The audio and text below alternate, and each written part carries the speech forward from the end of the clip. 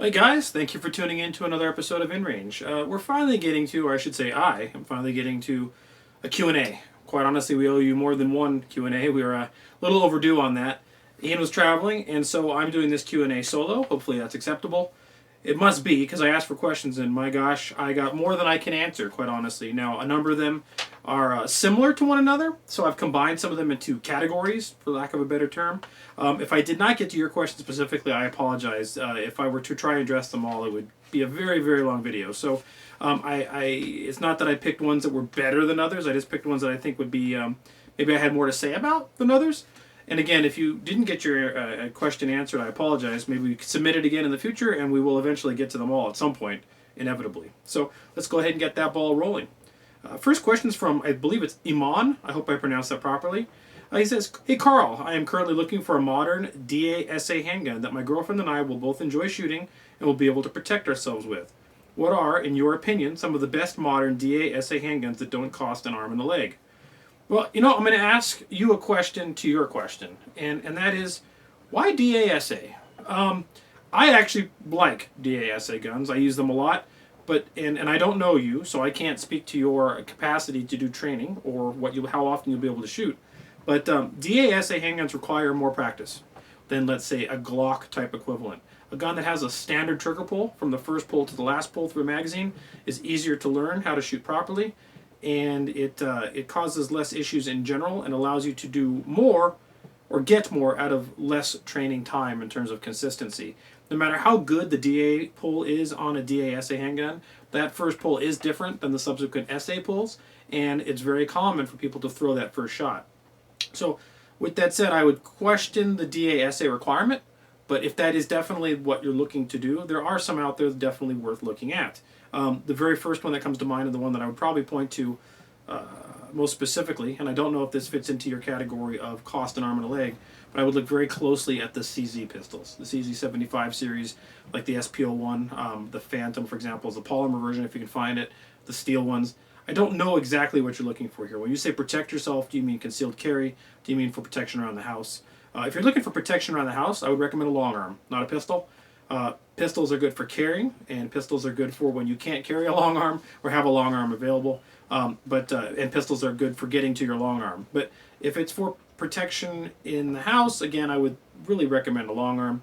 But if you're looking for something you're going to carry, then of course a pistol makes more sense. So with that note, I'm going to recommend looking at something that's more consistent trigger pull, like a Glock or an M&P, or some of the Ruger offerings even. But if you're looking at a DASA, there are two that come to mind. The CZ series, and I recently adopted and started using the Beretta 92. Very happy with it. Now the Beretta 92 has a deficiency in it, in that it has a slide-mounted control, which I really do not like, and you have to train around that.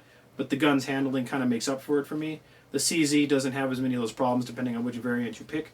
So I would just highly recommend you look at the CZ series if you're really hell-bent on DASA. And hopefully that'll be a good recommendation for you, and you'll find something that suits your liking. Got a couple questions about two-gun. There are two here I'm going to read off, and then there was others, but we'll combine those. Hopefully this is close enough to the question you asked if you asked a two-gun question yourself. So from Zed, we have, "Thanks to InRange, I'm looking to see what two-gun matches are available in my area, somewhere near Atlanta. Do you have any advice on must-have equipment, tips for starting out, or common rookie mistakes to avoid? Thanks." Bill asks a similar question. "Do you have any advice for someone getting interested into run and gun and two-gun shooting matches?" Well, we get asked this a lot, and my first advice is something you've already done, which is pursue it. You don't go anywhere unless you try. So the reality is, that at least at the two-gun that I run here near Tucson, you can kind of get away with almost anything. You can come out with a bolt gun and a wheel gun and at least shoot the match. Not going to be successful in terms of winning, but you shouldn't be expecting to win at the first time you're coming to any type of competition environment. Anyway, heck, look how often I shoot this match, and I very rarely win a match. Every once in a while I do, but the reality is competition's fierce, and it's not all about winning. In fact, we have a series of videos coming out called the Two-Gun Manifesto Part 2, which is very much about mindset versus necessarily the competition part of shooting. So I would highly recommend using competition venues as a conduit for getting practice and trigger time that you couldn't get in other ways. So that's what I see as the most important value of getting out of any kind of competition, whether it's two-gun, three-gun, USPSA, IDPA. And so by pursuing it at all, you're taking a step forward that a lot of people do not. In terms of must-have equipment, well, let's go with 2-gun because that's the match I run. 3-gun is another beast because it includes a shotgun. But must-have equipment is you must have a rifle, you must have a handgun. The more important part of all that is that the holster that holds your handgun is capable of actually retaining the handgun through vigorous movement. So if you're jumping through windows, crawling through holes, crawling through dirt, running suicide sprints, whatever, handguns falling out, even unloaded handguns falling out of a holster is a DQ event, and it's a sad way to end your match. It's also, of course, even unloaded is not unsafe, but it's not a comfortable experience when that happens on the range. And that is our most common DQ at the 2-gun action challenge match, is people losing control of an unloaded handgun, still losing control of it, out of a holster that has insufficient retention. And this is where you're going to find that many different matches have different needs and requirements in terms of what they expect out of that. You can get away with what's called a ghost holster in a lot of USPSA because you're not running with the gun in the holster. You're starting on a stage typically drawing the gun from the holster, and the rest of the stage is fired being a pistol-only match with the handgun in your hand. Therefore, holster retention capacity is irrelevant. 3-gun frequently doesn't have as much of a need for holster retention because they're not as physically active as we are at, say, 2-gun. They're not necessarily jumping through obstacles or crawling through tunnels or whatever. So you have to look at the match you're planning to shoot and then judge accordingly. But in terms of basic, fundamental stuff, here's what I'd recommend to start with. Some form of semi-automatic carbine, whether it's an AR-15 or an AK, magazine fed. You can get away with a strip clip fed, but magazine fed. A magazine in the gun, 1 extra magazine on your person. That should be enough to get you through almost any match. In terms of the handgun, a semi-automatic handgun, 9mm, relatively normal capacity, 15 rounds, 18 rounds, somewhere in that realm. A holster that's capable of retaining that. By the way, the UM84 universal holster that the military uses, or the U.S. military holster U.S. military uses, works for almost any service-sized pistol and is excellent. In fact, you'll see Ian and I using UM84s more often than any other holster at our match because it takes almost any gun we can put in it, and it has pretty good retention. So you get that on your belt, gun in there, fully loaded magazine in that, 2 extra pistol magazines on your person, and that should be sufficient to get you through any 2-gun action challenge match and most 2-gun matches that I'm aware of. Now, 2-gun is not a formalized thing. 2-gun matches here versus a 2-gun match in Atlanta may be different in terms of its vibe. You'd have to look in your area. I can't speak to that. If you're adding 3-gun into the mix, now you got to start dealing with the shotgun. That stuff I just described for what you need for pistol and rifle should get you through the pistol and rifle part of most 3-gun venues, but you now have to add a shotgun, so you have to consider bandoliers, loaders, or magazine capacity, or magazine pouches if you have a magazine-fed shotgun. So let's just go with 2-gun for now. Semi-automatic carbine of some sort, magazine in the gun, magazine on your person, pistol in a UM84 holster, 3 pistol mags. That should get you through any 2-gun match that I'm aware of, and most 3-gun, at least the rifle and pistol portions of it. Don't be fearful of trying something if you don't have that. If you only have an SKS and a low capacity 9mm, let's say you have a P38 for some reason, that shouldn't stop you from coming out, but you have to realize it's going to be maybe impossible to finish some stages, or very difficult to, and you're definitely not going to be competitive. But don't come out to your first matches thinking you are competitive. Come out there for the practice and training opportunity, and let the rest fall in line.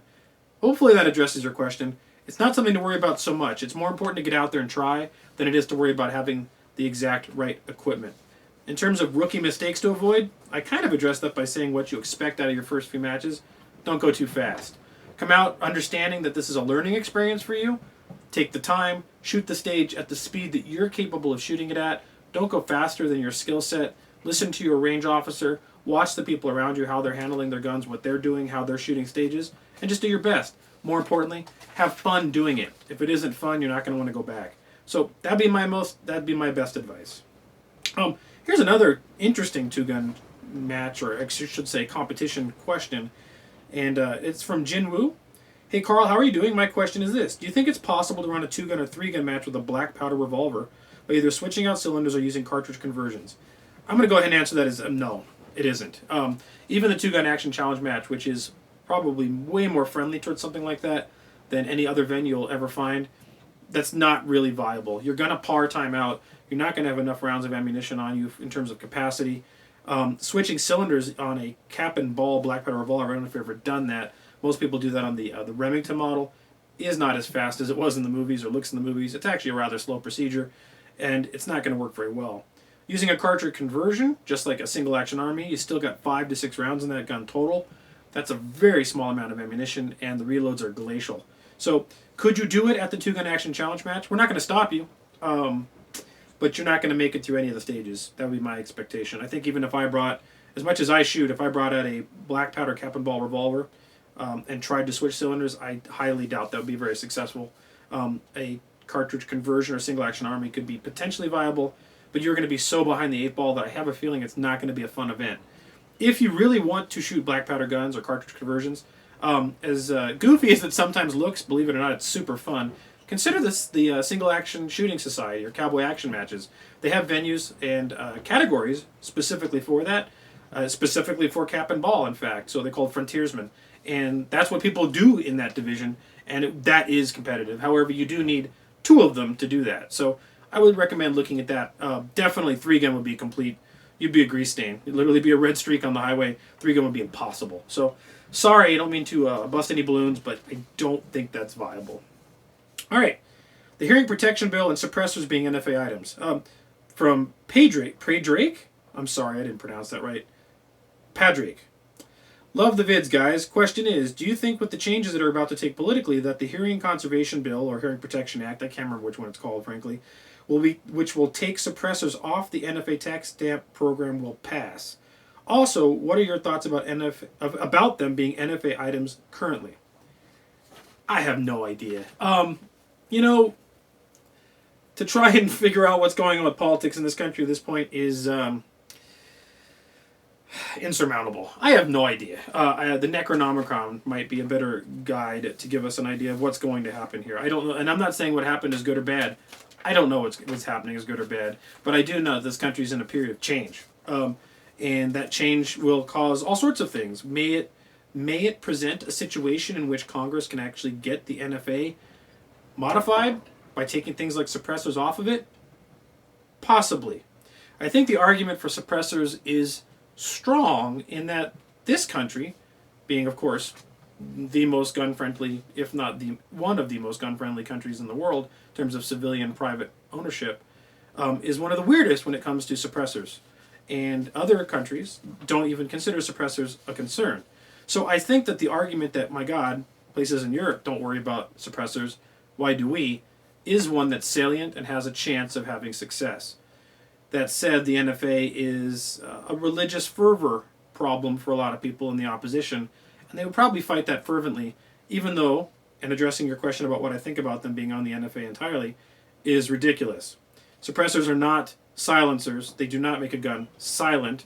They don't even always make them hearing safe, but what they do is reduce the report in a way that it's friendly to your neighbors. It makes ranges quieter places. It does make it in many instances something that you can shoot at least intermittently without hearing protection safely, and I think they make a lot of sense. They are protection devices. They should be regulated like hearing protection is, like earmuffs. So no, I do not think they should be NFA items, and suppressors being sold as silencers in terms of why they became NFA items during the 1934 NFA was fears around gangsters and gangster movies and those things being used to assassinate people and all that stuff. All pretty much unrealistic concerns. So do I think they should be NFA items? No, you should be able to just buy them. And do I think that we'll see them come off the NFA program? I think if anything were to come off the NFA list, suppressors are the most likely scenario. So let's keep our fingers crossed. Maybe someday we can just go into the gun store and buy a can. That would be fantastic. Old West vignette questions. I got a couple of them. They're similar, so I'm going to lump them together. Got one from Jonathan. Hey Carl, after watching all your two-gun videos, I found it rather odd that you haven't done an Old West-inspired match, especially since you have such a great appreciation for the Old West as evidenced by your Old West vignette series. Can we expect a match of this nature in the future? Please send my regards to Ian and yourself for the great work. Thank you for that. And Ben asked the question, on your Old West vignettes that you're doing, I'll get to that in a minute. That's a little different, actually. So, you know, we actually did do a two-gun Old West themed match, but this was before InRange. You know, I was doing the two-gun match now for over 10 years, and of course InRange has been around for just a little while compared to the time I've been running the match. And we did do an Old West theme many years ago, and very few people participated in the theme. I did, as did a few others, and the stages were actually as unique and inspired and interesting as you can imagine, based around things from the Old West. In fact, we had one based on the Dick Brewer's gunfight at the mill with the Regulators and Billy the Kid and Buckshot Roberts That was a cool stage. We had a stage with a bunch of no-shoot targets in what would have been a saloon. We had one where you were behind a wagon or a dead horse. We had one that was Custer's Charge. It was really an interesting match. But that theme, the further you go back in history, the less the theme applies to the average or the people interested in shooting matches in general. In fact, many people, myself not included, don't have guns that even date back to that period. Lever guns, wheel guns. A lot of the guys that shoot the action challenge match or 2-gun or 3-gun or whatever, they literally only have AR-15s, Glocks, or AR-15s and semi-automatic pistols. And that's all they're interested in. There's nothing wrong with that, but that's what they have. And for them to be able to enjoy an Old West themed match, you really kind of need Old West themed or Old West style or vintage equipment, whether it's replica or not. Or you have to push those guns into a guise that makes them simulate Old West situations, like, for example, having only 5-round magazines in your Glock, or having only 10-round magazines in your rifle, or something like that. And when you put restrictions on of that level, the people that are interested in the modern guns start losing interest, and it's no longer fun for them. And so we do the themes in a way that hopefully don't impact the people who aren't interested in the themes, but provide a venue for the themes for people who are interested in the themes. And the Old West kind of pushes things far enough back into the technology of firearms that it starts deprecating the modern gun experience. We may do it again someday. I don't know. We have done it once. I think I've got old footage. Maybe I could splice that together. I would like to do more of that, but it just isn't really that compatible. Now, Ian and I running Old West guns at the match just because we want to, that's probably going to happen, and well, it has happened and will happen again. Another thing that's interesting in that is before all of InRange, I also ran a different match here in Southern Arizona called Western 3-Gun. Now, Western 3-Gun is another splinter off of Cowboy Action, and it was run and gun with Cowboy Action guns. The same problem happened in reverse. The people that typically shoot cowboy or single action shooting matches, for the most part, found it to be too physical. Nowhere near as physical as 2-gun action, but the movement was too dynamic for what their interests were. They're more used to stand and deliver stages that are part of Cowboy Action. The gun handling that Cowboy Action shooting tends to impart doesn't lend itself well to shooting on the move, and people found that very challenging. It was not necessarily unsafe, but hard to get folks that used to shooting one style of match to shooting another. So it was neither fish nor fowl. The guys that like run and gun didn't come to Western 3-Gun, and the people that like cowboy aren't used to run and gun. So it just kind of didn't work out that well. I did it for about a year and gave up. I loved it. I wish there was more opportunity for that because, man, shooting those Old West guns is awesome. So maybe someday we'll see some crossover, but right now it just doesn't mesh. So here's a question about Old West vignettes from Ben. On your Old West vignettes that you're doing, what are your bucket list items you want to see and or study? Ben, that list goes on forever. There is so much to do in this topic that I don't know that I'll ever be able to address them all. I can tell you a few that we have on the list that hopefully we'll be able to get to. I want to do a deep dive into, even though it's probably overdone in terms of this topic, but not overdone in the way we would do it, the Battle of the Greasy Grass, otherwise known as the Battle of Little Bighorn. I'd like to get up there out on the location and give our viewers a walkthrough of that location in a way we've never seen done before, at least not done the way we would like to do it, or at least I would like to do it with InRange. So that's one of them. Another guy who, well, I have a million people that I want to do deep dives in from the Tombstone or Southern Arizona area. One of them in particular is Dr. Goodfellow, otherwise known as the gunfighter surgeon. I have been writing the script for videos for us on InRange on that particular individual for a while now, and the scope and magnitude of his achievements are so broad that I have a hard time trying to condense it into one small video because it really needs to do him justice. This guy was well, he was everything. He was a doctor, he was a fighter, he was a surgeon, he was a frontiersman. This guy did everything. So, and he did a lot of very interesting things in terms of surgical procedures that were not being pursued at that time besides by him, as well as figuring out some technological things that he wrote surveys about in the some medical journals that we are working on doing. So you are going to see an Old West vignette or vignettes with Dr. Goodfellow. It's just a very challenging topic to get it right, and it's so deep that we want to do it justice, but we don't think it's viable to make a 2-hour series about him. We don't get the views to justify that on Old West. So that's coming. There are many others. There's a bunch of Indian Wars stuff that I'd like to do. Some of that. I have some sites that I'm going to go to here, Ghost Town-wise, that are coming out. I'm definitely going to bring something to you guys from Apache Pass and Fort Bowie. which is a very, it actually is a national park location. However, I think it is the least visited national park, or if not the least, one of the least visited, which is a shame. But it's also because it's remote and it's got a lot of history. So yes, a large bucket list. More to come on that. Hopefully you like them, and thank you for asking. Luger spring replacements from Mark. Hey Carl, I was wondering if you could go through your spring replacement process on the Luger. Not necessarily for the Q&A, but an actual demo video possibly. You know, that's a good question. I mentioned in our mud test video that the only reason it was viable to use the Luger that we did was because I went through it and overhauled it with springs and modern springs and got it timed properly to make it in spec to guns that would have been issued during the war. Otherwise, we would have been testing a faulty gun. The Luger is a complicated design that requires a lot of due diligence and understanding to be able to do that. I think that's a good idea, and I'm going to pursue that. It'll be kind of a propeller head technical one, but yeah, you're right, Mark, that's a good one, and I am going to go through that. I don't know when, but look for that. There will be a Luger full spring overhaul replacement video in the future of InRange. Here's a question about Russian concepts, really, from Taylor. Hey Carl, you seem to know a good bit about the Russian military history. Maybe, I don't know, maybe the guns more than anything.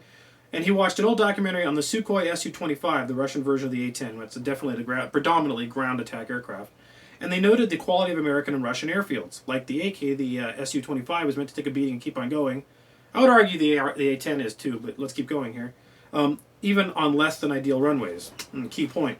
The fact that the Russian concrete was very poor quality was highlighted, and many of the runways would crack and many buildings fell too. Boy, I got an interesting story about that. Curious to know if you have any insight on this. Thanks, guys. Taylor. So let me hit a couple of these. First of all, I think the Su-25 and the A-10, both being predominantly ground attacked or combat air patrol support aircraft, are armored and designed to take a lot of beating. That they have to be. They are susceptible to significant amounts of ground fire. So I think both of those aircraft fall into that category. I think when you mention the Russian airfields, however, just like the AK being able to take a beating, that is true. You know, one thing we don't talk about in the mud tests is the AR does a great job at the mud tests. But ARs are not as durable in terms of taking a beating as an AK is. You can really abuse an AK more than an AR, and an AK in foul conditions over time will continue to work when an AR requires more regular maintenance. And I think you'll see this when it comes to American and Russian doctrine in general. Russian stuff is built maybe crude, I don't know if that's the right word, but rugged, meant to last, and simple. The AK is nothing if simple, right? The Su-25, I have never flown an Su-25, but I'm going to go ahead and postulate that it's also simple compared to some of our aircraft. Russian troop transport vehicles are UAVs, for example, UAZs, are very simplistic compared to the American Humvee in terms of cost, manufacture, etc. And they make lots of them. And Americans expect themselves to be running in better than, I think the Russian experience in World War II formulated their perception of the world. That war on the Eastern Front was so cataclysmic and so horrific and so brutal to both sides that war, I hope the world never sees a war like that again, but a war of that magnitude really brings out the reality of how brutal things can be. And so if things require maintenance to be able to continue to run, which by the way the Germans learned this lesson harder than the Russians because a lot of their equipment was maybe bleeding edge technologically speaking and not capable of running in some of the filthy environments that the Russian equipment could work in, and that was a problem. Even down to lubricant, for example, in Stalingrad. The Russian had an opinion of things. If a world were to go into a war of that level of cataclysm, I have a feeling the Russian stuff would continue to work longer and be more repairable than the American equivalent. So American stuff in general expects to be in a technologically advanced, clean world. And if the world collapses to the point where things are no longer clean, I think American equipment would be more challenging to keep running. And the Su-25 versus other fighter aircraft in our inventory are exemplary of that. The ability for the Su-25 to take off on what is maybe even a dirt runway is something that is just not thought of under American concerns for the most part. And hopefully we won't need to find out. But if that were to get to that point, that will be a problem. So I think you're right, and I think Russian stuff is the battle axe to the rapier, American rapier. And a rapier is definitely a wonderful weapon, but sometimes the blade breaks, and a battle axe, even when it's dull, will continue to chop, and that's where Russians seem to come from in terms of a lot of their military equipment. Here's an interesting one, actually, and this kind of turned into a debate on the Patreon page, must-own calibers from Mark. What would be your recommendation for the most useful all-around caliber in a rifle and in a handgun? In other words, what rifle or handgun caliber would you recommend everyone should own? You're not going to like the answer because it's boring. The reality is there's only a few that you should own for sure. In a rifle, it should be either 5.56 or 308. Now I'm talking as an American, in America, to Americans here. I can't speak for Europe because I don't know exactly how that works in every European country, but let me talk to it from an American perspective. 5.56 and 308 is ubiquitous. These cartridges are everywhere. 5.56 even more so than 308. They are easy to obtain in many diverse varieties of loadings. You can almost always get them. You can stockpile a good chunk of it easily. It's pretty low cost compared to other more exotic choices. And the ability, if something were to go awry, to get more of it would be higher likelihood than not. I'm not talking apocalypse here. I'm just talking in general. The inverse of that, though, is that everybody has 5.56 and 308, and so when there's a mad rush because of some political reason, that stuff becomes hard to get. But when it's not the mad rush, buy a couple thousand rounds. You don't need 10,000 rounds. Put it in the corner, shoot it judiciously, and you'll be fine. But as a, and that's on the rifle side, 5.56 is, of course, easier to shoot. As a civilian, if you were to have only one of those two, I would err on 308. And the reason I say that is because of barrier penetration. 5.56 is an excellent cartridge when it contacts the target it needs to contact. I call it a meat round. If you're shooting, if you're hunting, or if you had to use it for personal defense, if it strikes the meat of the target which you are trying to incapacitate, 5.56 really does do a fantastic job. If what you're trying to shoot is behind something, let's say a tree, a car, a wall, whatever, 5.56 starts falling apart real quick. Not a good penetrator. 308 with better barrier penetration is far better for that. So if you're in an environment where you are hunting game, or you are in a self-defense situation in which you are not worried about being over-penetrative, remember, that's a concern too. 308 is the better choice because you don't have support around you. You don't have other fellow teammates to provide you that assistance. If barrier penetration or over-penetration is a concern, then you should err towards 5.56. 5.56 really is pretty good for that. It doesn't penetrate a lot, and therefore it will go through drywall, it will go through walls, but it will go through less of them than 308. On pistol, I honestly can't recommend anything other than 9mm. There is nothing wrong with 9mm. All this lore about I only carry a 45 because they don't make a 46, which of course is a ridiculous statement, but I saw that shirt yesterday and had to make that comment. There is no reason to do anything but carry 9 anymore. 9 gives you the best balance, in my opinion, of capacity of the magazine, recoil control, shot follow-ups, and with the right loads, can do anything that you would ever need it to from a defensive pistol round. So I would say rifle, 5.56 or 308, pistol, 9mm. Anything else after that, to me, is folly, unless you have some specific reason. And I'm not judging you. If you're a 40 guy or a 45 guy, they're great rounds. I'm not saying don't have them. Don't misinterpret that. Me, I have a 45, a 1911 that I shoot at matches. It's not my primary. It never would be. 9mm is my primary. 5.56 and 308 are my other primaries. I do like 5.45 very much as well. But if you're going to have only one, 5.45 is not the one to go with right now. At least not in this country. Hopefully that addresses your question. Got a couple questions about infosec. So let's go ahead and hit those up. One from Sean. Carl, I've been a computer programmer for about 16 years. I got into it much like you did in your career from what you said from previous podcasts I've listened to.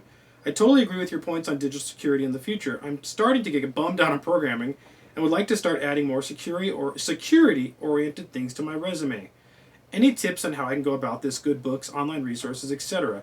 Thank you for the awesome video content and keep up the good work.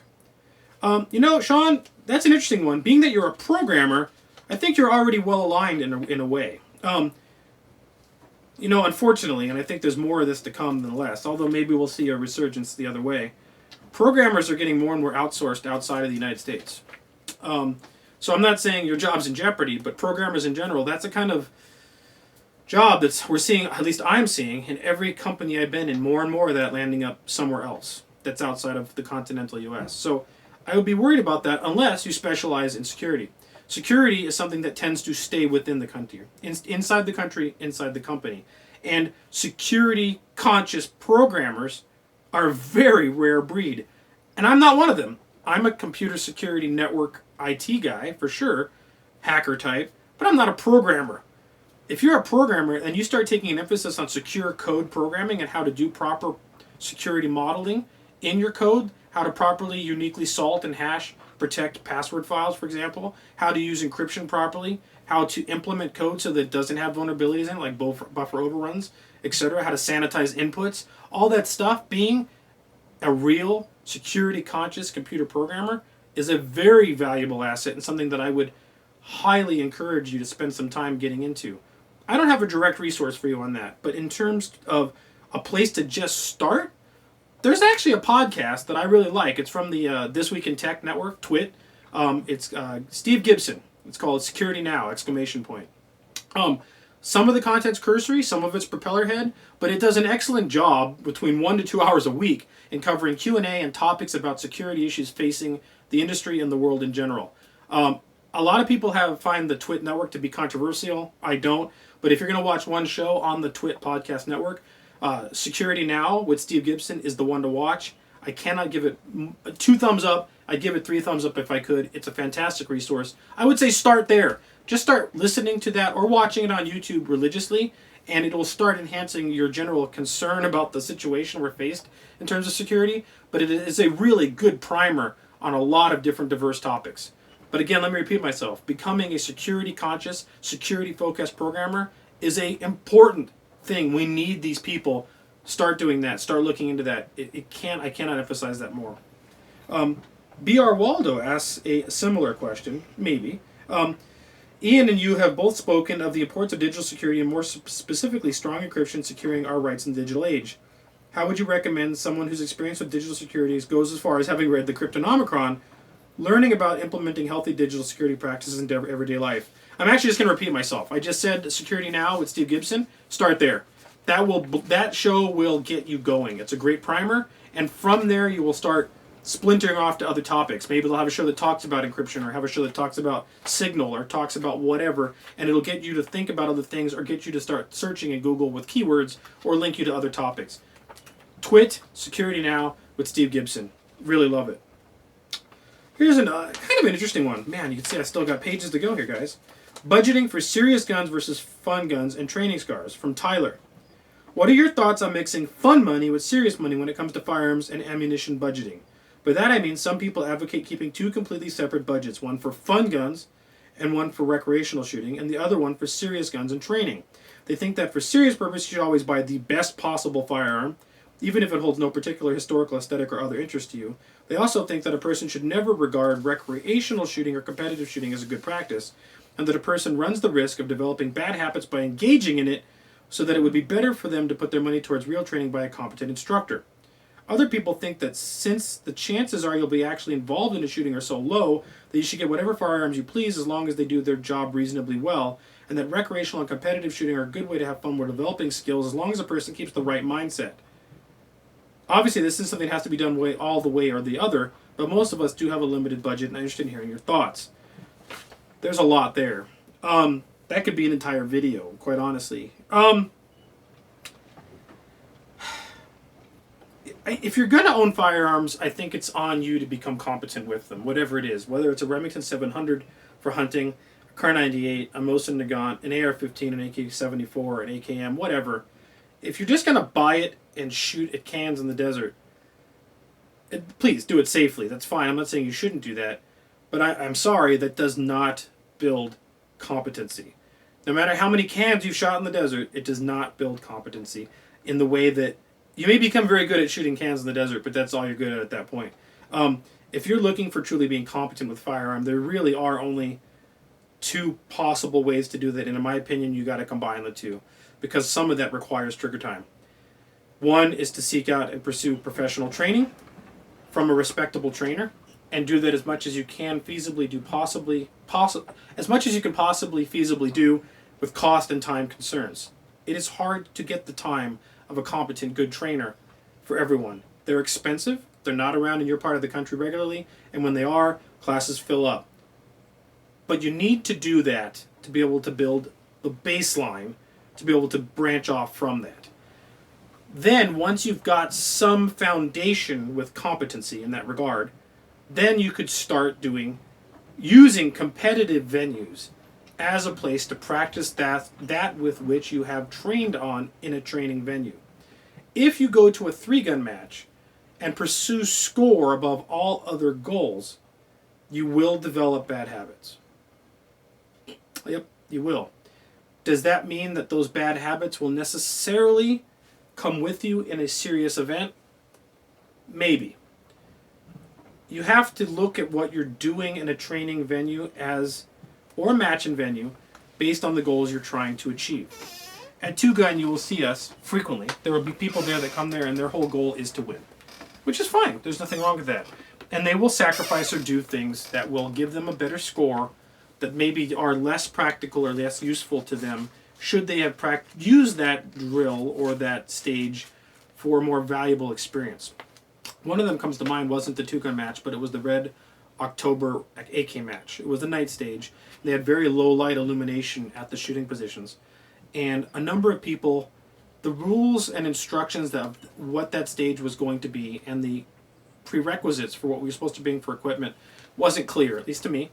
And it didn't appear that you needed a white light with you at that match. Now, any serious use gun probably should have the ability to mount a white light, and you should have some sort of light on it. That's neither here nor there. We went into this match without white lights because we didn't expect to require them, and AKs don't have really good ways to do that in their unaltered form. So we get to this stage, and the light and the illumination that is there present as background illumination is extremely dim, nearly impossible to see the front sight, and we're trying to shoot at targets that are just barely lit with red LEDs 50 yards downrange or further. And a bunch of people whipped out lights out of their pockets, started doing things like holding the light next to the gun, putting a light on their head, taping it on with tape or electrical tape. And it came to me to the opportunity to shoot the stage, and I went, nope, leave it. I'm not going to use the light. I'm going to see if I can shoot the stage without it. Because this was a learning experience, regardless of time or score, to see what does it take, or is it even possible at all in extremely low light to use AK irons without other forms of illumination. The answer was it possible? For me it was. I finished a 90-second par time stage, or I finished the par time at par time. I don't remember what it was. Whatever the par time was, I finished it at the par time. Most people who did not use illumination did not finish at all. And what I learned was I don't want to be stuck in a situation where I'm using AK sights like that in low light without other forms of illumination. It was terrible. It was extremely hard. If those targets were moving, it would have been even worse. So the point being is I made the active decision to get the experience out of that stage that I could rather than go for score. If I had grabbed a white light from my buddy and used it, my time would have been better. So what? Who cares? Seriously. Now, I happened to win light division at that match, regardless of that, partially because of the match director's decision to break that stage out as a different stage, although I still would have won the division regardless, but neither here nor there. Go into the competition environment with the mindset of what it is you want to achieve. If you've taken a recent Pat McNamara class, and the goal for you today at that competition is to practice the things that you learned at his training event, and you get to a point where you're at a wall shooting around a barricade and your gun runs dry, you could do two different things, right? You could stand in the open, dump the mag, put a mag in, close it, and continue to fire. Fastest action you could do for time on the stage. Or, if you were in the mindset that day that this is a practice training event for you regardless of score, you could take cover, drop the mag, reload behind cover, and then come out on a different position, if the stage allows it, to shoot and re-engage the target. You will see us do that sometimes at 2-gun and sometimes not, depending on what the goals are for the match for us on that particular day. But losing time and wasting score for the purposes of practicing something you learned at a training event is based on the mindset you're going into that venue with. If you go into this as, today is a training event for me, my goals are to self-improve and use the gun in a way I would in a practical environment, then you will practice the skills that are relevant to that. If you go into a match with the mindset of, today is fun, I don't care, I am going to break this apart psychologically and turn this into I'm going to go as fast as possible and try to win, that's fine too, but you need to have that division in your mind. If you shoot enough, you will be able to have some division between those two worlds. I don't think they're inexplicably tied together, as long as you're careful about it. If you're not careful about it, and only shoot to win, and only shoot with the guise of doing best at the match all the time, you will become a better shooter, but you will have tactical scars that may not make sense, like reloading in the open under fire, or picking up something when you shouldn't have, whatever that particular scar could be. So I think it's very much based on you as an individual, the mindset of what you take into the match and what your goals are when you go into it. It's like going to the gym. What are my goals today? Strive for those goals and use the competition environments to do that. I will say this, people who do not practice at all, if they go to one training event a year, which is a lot, actually hard to do, or one training event every 2 years, and then don't practice anything besides shooting cans in the desert, they don't go to competition venues, I will tell you this, even the guy that goes to competitions regularly, that doesn't practice proper tactics, will probably spank that guy.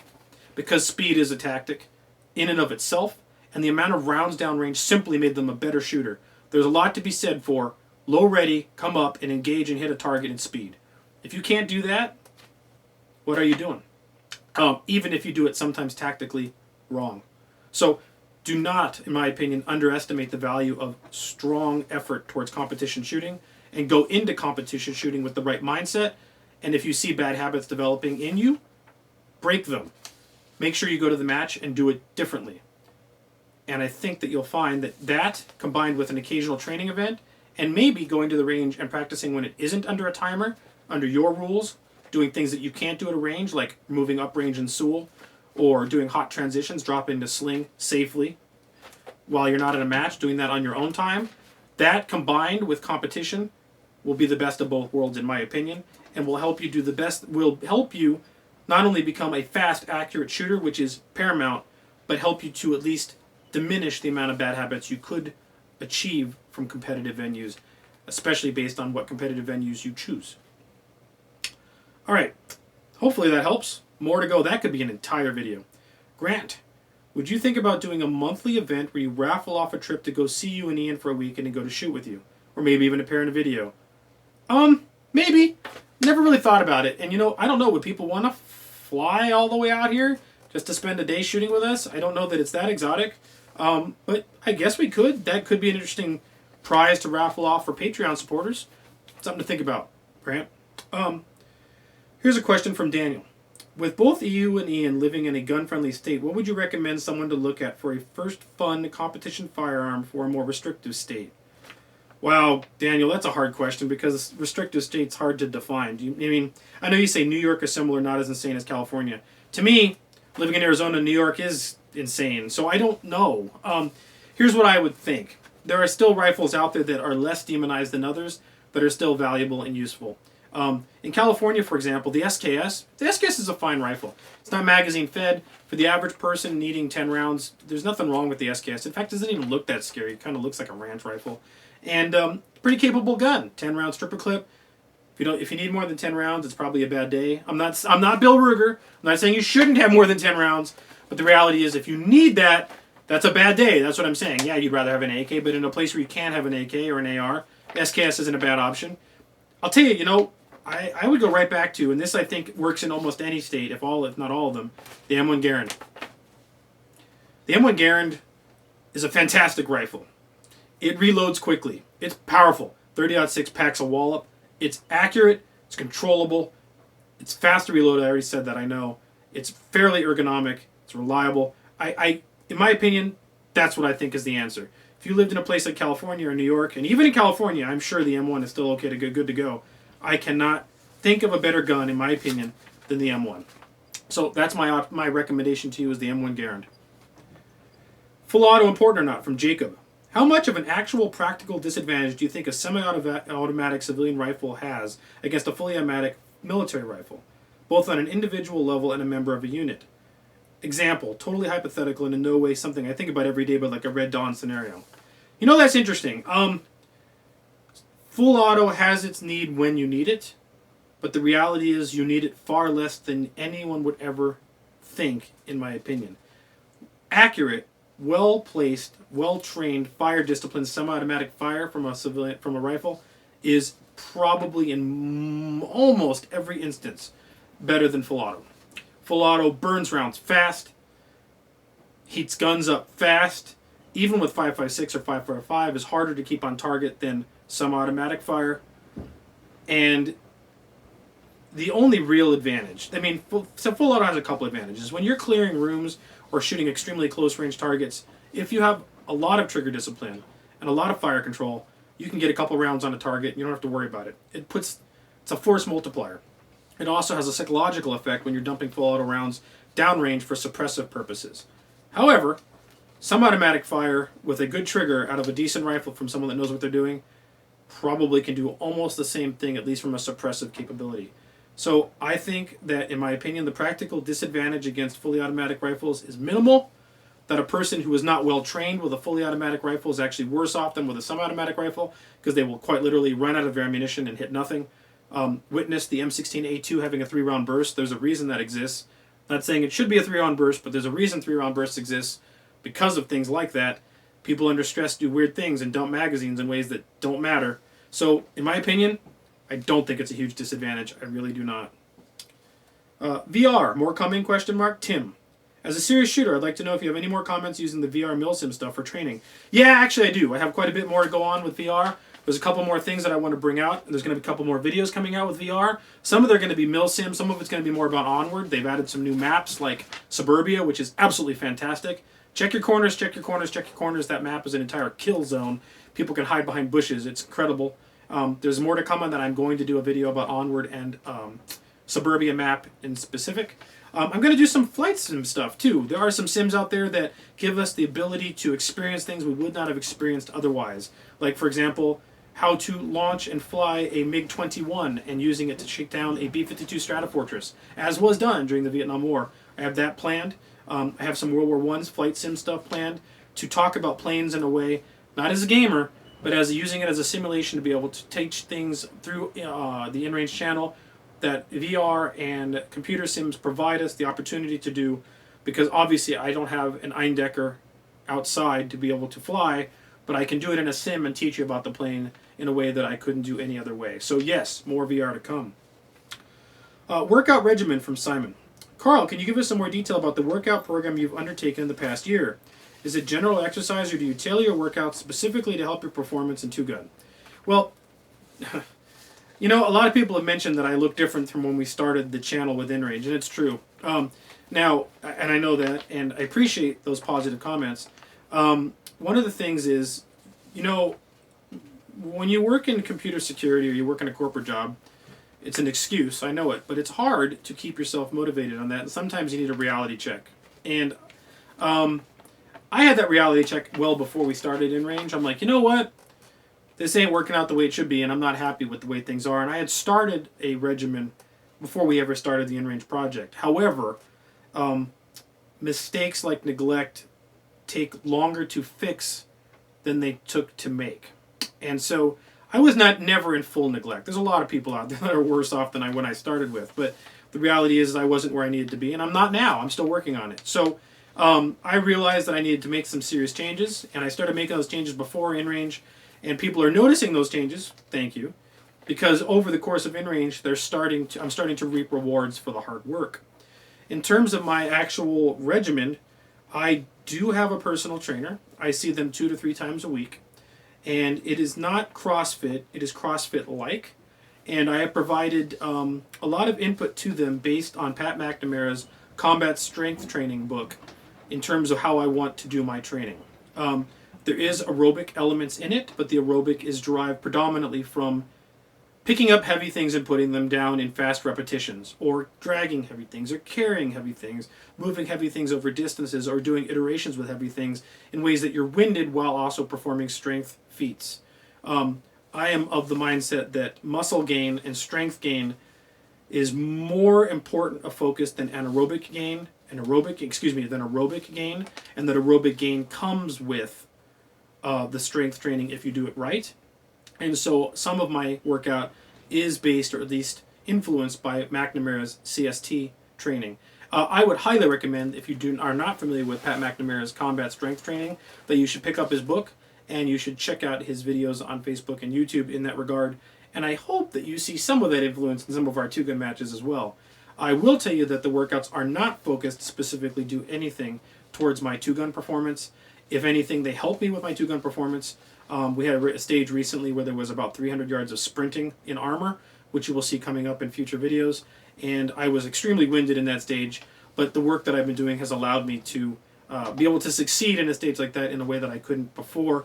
but my training is not for two-gun. It happens to help me at two-gun. One thing I will say about this, people ask about this, and there is some weight loss that came with my workout regimen, and the workout itself is not what provides weight loss. This is something that comes up all the time. People ask this, and they think that they can go eat crap and work off the mistake. And in my experience, there's no such thing. Calories in and calories out are what determine weight loss. Having a higher metabolic rate allows you to intake more calories while still losing weight. But the reality is you cannot work out enough to overcome a terrible diet. So you need that if your goals are to increase strength and decrease weight, you have to do both. And that is what you have seen me doing. At some points I have been as low as 1,500 calories a day throughout this regimen. I'm up to about 1,750 a day right now, which is still relatively low combined with the physical activity, but that's because my goals are not met. I'm not where I want to be, and there's more to come. Hopefully you guys will continue to see increased improvement in the future in terms of those efforts on my part, and I appreciate recognition for that. Thank you. Last question. This has been a long video. Are irons good enough? From Michael. Carl, please talk to us about home defense sights. Now that you've run with the AR-15 in the Vietnam course, he's talking about an SP1 in our Vietnam theme course, do you think iron sights are good enough, or is a red dot really that much better for CQB? Red dots are better for everything. Iron sights are good in a couple ways. Iron sights are less likely to get malaligned, although current red dots are excellent. Home sights, iron sights are always there, don't require batteries, and always are there to function should they be in a situation where they can function. I mentioned earlier in this video, in low light, iron sights are terrible. I do not think that iron sights are good. If you can have they are fine for precision. In NRA high power, for example, I can shoot iron sights more accurately than I can shoot a red dot. On a slow course of fire at 600 yards, laying on the ground in a bondage suit, strapped into a sling, iron sights are better than a red dot. In any other possible way, from an unconventional shooting position, acquisition, being able to index rapidly on a target and get a hit, getting a less than optimal sight picture and getting a hit, the red dot is superior in every possible other way. If I had to have a gun out for home defense or for CQB, and my choice were irons or a red dot every time, no hesitation whatsoever, red dot, red dot, red dot. It is a huge force multiplier, and I would not recommend using irons except for practice. If you want to make your training harder, use the irons, and it's a good thing to get good with irons. But if you're going to use a gun for anything that is for score, your purposes are for score, your purposes are for CQB, or your purposes are for serious defense, get the red dot. No doubt in my mind whatsoever. So, guys, this is a long video. Hopefully you made it to the end. I hope you appreciate the questions I chose. I tried to get through most of them. Thank you for providing them. Thank you for being Patreon supporters. I want to mention this. We have hit our $3,000 Patreon goal. We are now going to start giving away items every month to Patreon supporters. We've got a lot of cool stuff planned to give away every month going forward. We are setting a new goal. There's going to be a new trailer, channel trailer coming out that's going to mention that, and I think you'll find it exciting. I know I'm preaching to the choir because you guys already support us, so that's neither here nor there. Just wanted to let you know. Thank you again. You are the reason this channel exists. You're the reason this channel continues to go. So, appreciate it. Thanks for watching. Stay tuned.